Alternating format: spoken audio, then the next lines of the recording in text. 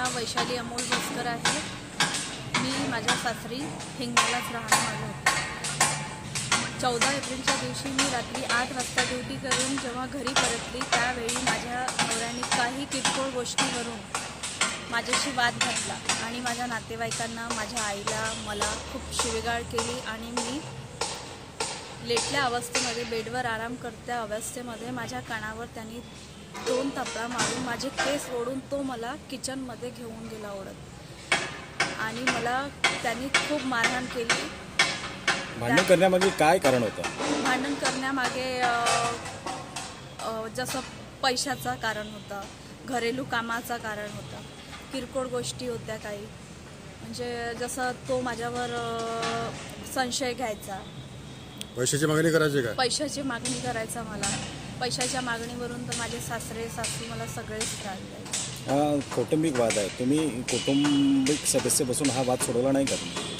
मी माझ्या दादाला मी 2दा बोलवलं घरी, त्यांच्याशी मी बोलले सुद्धा की हा कौटुंबिक, त्यांना सुद्धा माझ्या सासऱ्यांनी म्हणजे प्लॉट घेण्यासाठी पैशाची मागणी केली होती माझ्या भावाला आणि त्यांनी माझ्यासमोर जे शब्द मांडले त्यानंतर मी नकार दिल्यामुळे माझ्या भावाला आणि मला त्यांनी अक्षरशः घरातून बाहेर काढलं होतं। ज्या दिवशी माझा भाऊ आला होता, तू आपल्या बहिणीला घेऊन जा, आणि माझ्या सासऱ्यांनी, माझ्या नवऱ्याने, सासऱ्यांनी खूप त्याच्याशी वाद घालून आणि मला आणि त्याला घराच्या बाहेर काढलं होतं।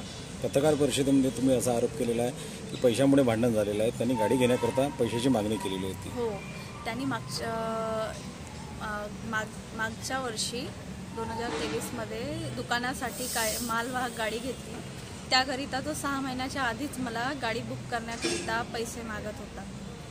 काय म्हणजे तुम्हाला मारलंय नेमकं, म्हणजे काय तुम्हाला जिवंतपणे मारण्याचा प्रयत्न होता? तुम्ही असं बोललात की तुमचा गर्भपात सुद्धा यामुळे झालेला आहे। मी 3 महिन्याची गर्भवती होती, तर त्यांनी मला एवढं मारलं आणि मी म्हटलं त्याला की मी 3 महिन्याची प्रेग्नंट आहे, तुम्ही माझा नाही तर बाळाचा विचार करा। तो बोलला की मी तुला पण संपवते आणि तुझ्या बाळाला पण संपवते। ह्या उद्देशाने तो मला इतका मारहाण करत होता की माझ्या गर्भाला सुद्धा, 3 महिन्याच्या बाळाला सुद्धा हानी पोहोचली आणि मला सुद्धा माझ्या कानाचा पडदा फाटलेला आहे, माझ्या कानाला इंजुरी झाली, मला डाव्या कानाने ऐकायला येत नाही, अजून सुद्धा मला ऑपरेशन सुद्धा। डॉक्टरांनी म्हटलं की किंवा मारहाणीमुळे गर्भपात झाला म्हणून?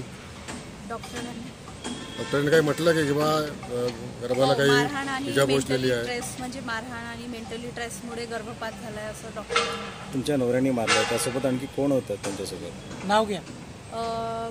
माझा नवरा अमोल भोसकर, माझी सासू छाया भोसकर, माझी नणंद श्वेता भोसकर आणि माझे सासरे होते, पण ते फक्त तोंडाने मला शिवेगाळ करत होते। त्यांनी काय नाव काय त्यांचं? ज्ञानेश्वर भोसकर। मागणी काय ते आले, पण माझ्या सासूनी म्हटलं की तुम्ही थांबा। मागणी काय आहे? मागणी म्हणजे पैशाचा विषय जास्त। मागणी काय आहे तुमची?